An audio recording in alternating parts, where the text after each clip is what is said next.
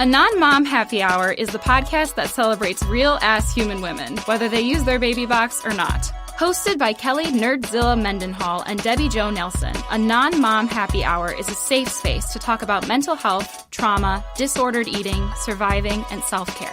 We talk about it all while laughing as much as possible, because if you don't laugh, you'll cry. Each week is a new episode, and every other week we interview badass women from around the US and the world. If you like to laugh, feel like you've never quite fit into most lady groups or podcasts because you're not a mom, or are a mom who needs a break from momming for an hour, you should come hang out with us. A Non-Mom Happy Hour, bringing healing through laughter and community. Streaming basically everywhere you could possibly want to find us. Remember, always be a real-ass human. To check out the podcast, visit anonmomhappyhour.com.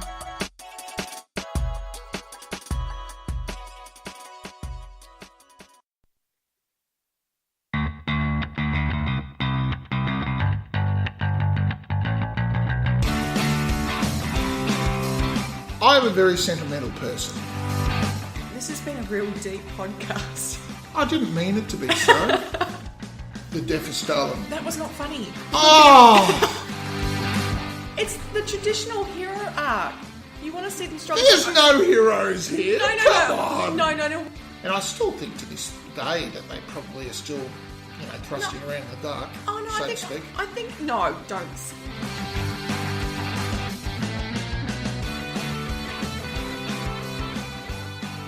No, seriously, I do. I love that. It's great. That is so bad. Oh, well, it's professional, as you've Can I come to just expect. say, what? That sounds so much nicer. It is. We have been having some problems this week, ladies and gentlemen. Hello, this is Paul. And It's the first problem not saying hello. G'day, this is Pip. And we are conceited and considered. No, wait. We're considered and conceited. Jesus Christ. Gosh, we're also challenged. That just sets us up now for the rest of the episode. Great. Oh, yeah, no, and away we go. So we've been having some technical issues tonight, and we found that apparently if you move the mic stand slightly to the left, everything's fine. We've been pulling everything apart. How are you? How are you, Pip? I'm here, sort of. This is what happens when you operate with very cheap equipment. And when I say cheap equipment, it's really quite expensive, but not good enough. It's expensive for us, but cheap for others. Yes, people go, oh, well, yes. But Hey, you're using that. by and large, look, I think if you remember back, like to when we first started. And it's better than when we first started. I've been on Twitter. I've been like trawling up and putting up all the old episodes, sort of thing. The ones that don't sound good. Oh, some of them are just god awful. They really are. Then why do you put them up? Well, I think people like context because context is everything. I mean, actually, that episode that doesn't sound good sounds so much better than the last one. I don't put that one up. Number 13 doesn't get a run. Oh, okay. No, I don't. Yeah, no. 13. The darkest hour can go and hide in a hole as far as I'm concerned. Nobody should listen to that. It's awful. Yes. Did you have a good week, Paul? Oh, yes. Yes, I did.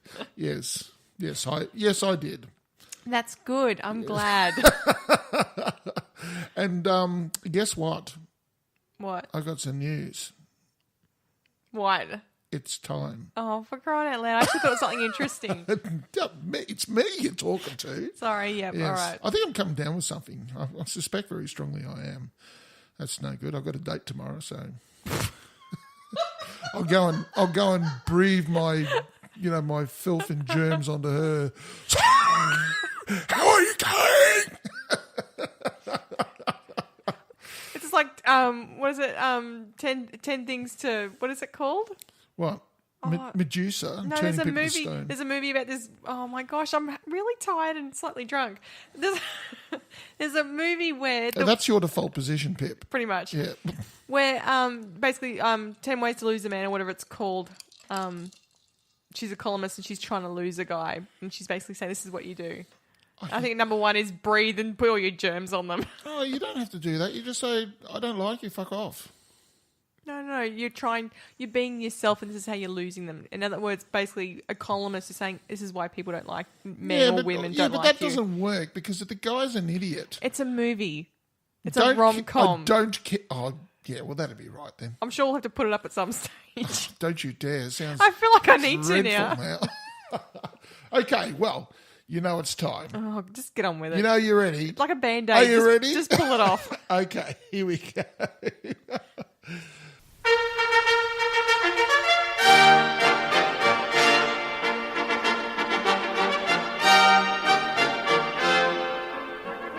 Ladies and gentlemen, please be upstanding for the podcast pick of the week. Thank you.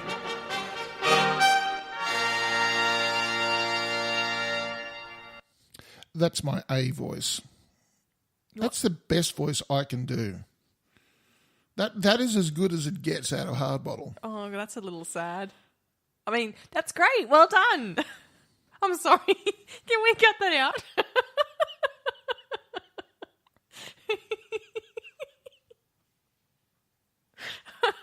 What's your podcast pick of the week, Paul? Stop looking at me like that. What's your podcast pick of the week?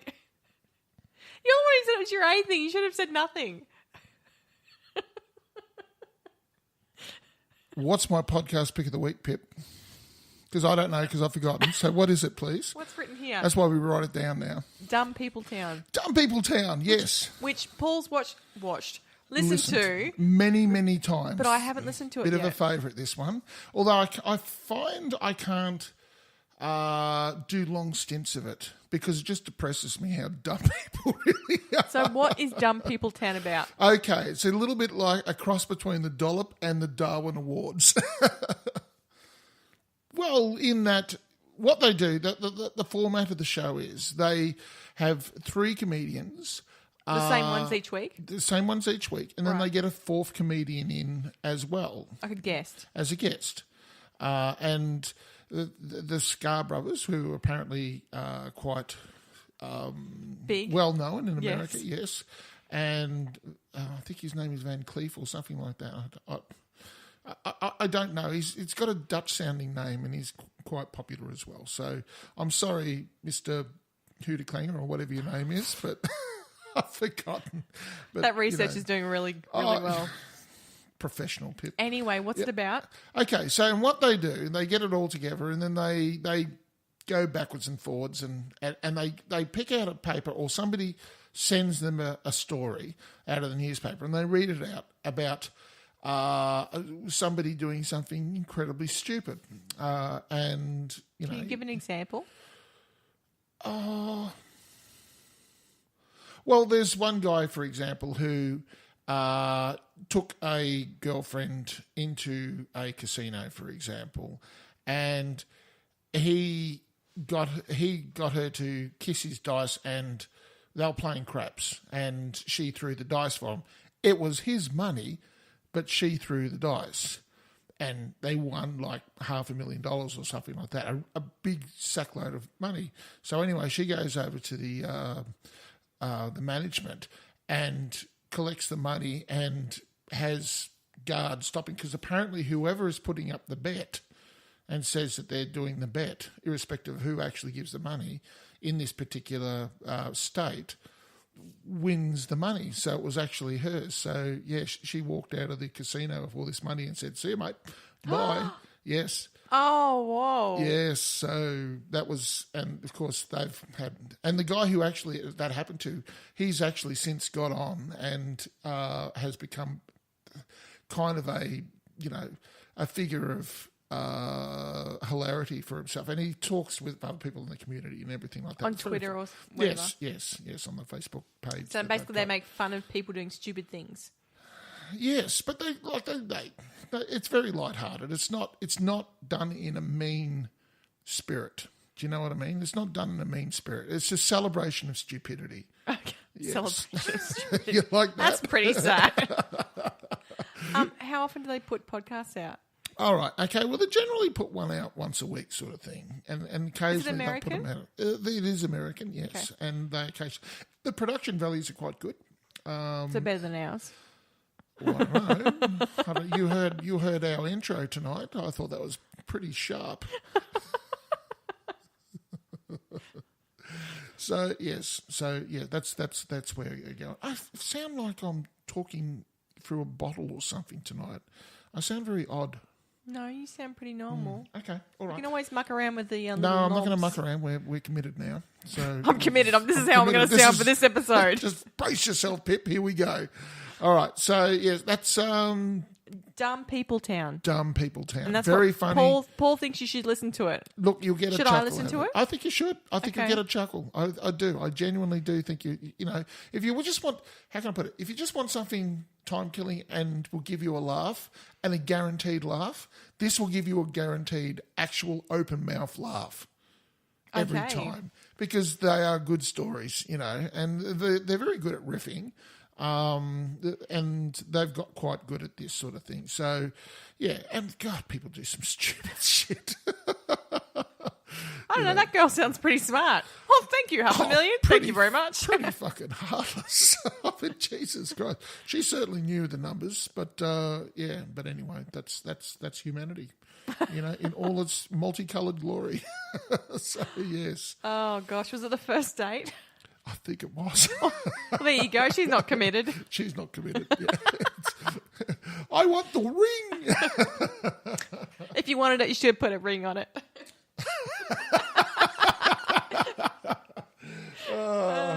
No. No, I believe it's fuck her. Okay, well. So our first movie tonight is Land of Mine that you Now- put up. Now, Pip, would you be able to give me... Now, come on. Would you be able to give me a synopsis, please? Maybe.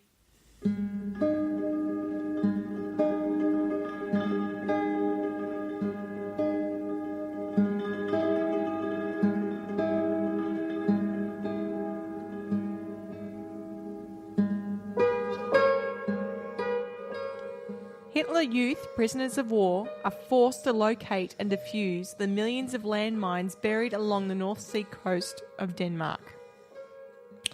They were indeed. Now,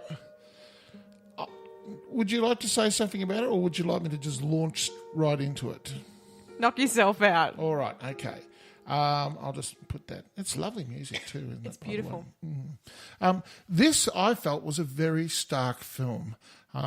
This is a movie, I think it's made by a German company from... Denmark. No. I think the company itself was German. I think. Because the director was... Oh, I'm sure they would have got a lot of Denmarkians. Danish. Denmarkian. I was about to say, where are you going with that? Sound Danish people. Sound like Trump now, God. So, Danish people in. And... look, it might be an idea if I just like fill people in historically as to the lead up to this film. I almost feel like we need some music, like And now history it's Paul's history lessons with Paul. Da-da-da-da-da-da. Pow! Trust me, I'll go and find something now. Oh gosh, please don't. Thanks for the idea, Pip. Oh. No. Oh yes, you know it's coming. Anyway, you're talking about the Hitler Youth. Okay, Hitler Youth. Now, towards the very end of the Second World War, the Germans, their manpower of the nation state had depleted to such a point where they literally had no able-bodied men left. Everybody who was an able-bodied man was already in the army and on one of the fronts. So they'd poured so much of their manpower into they were, you know, in the last gasp of the Second World War.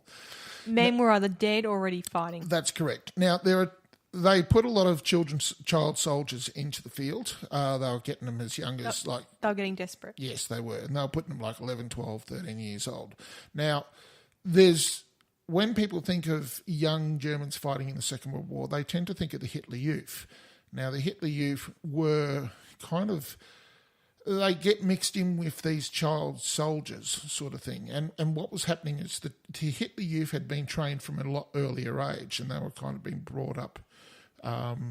They'd been brought up from the start of the Second World War sort of thing. And they were very highly motivated. And a lot of these other child soldiers who were mixed in with them were just kids that had been handed assault rifles and things like that, you know.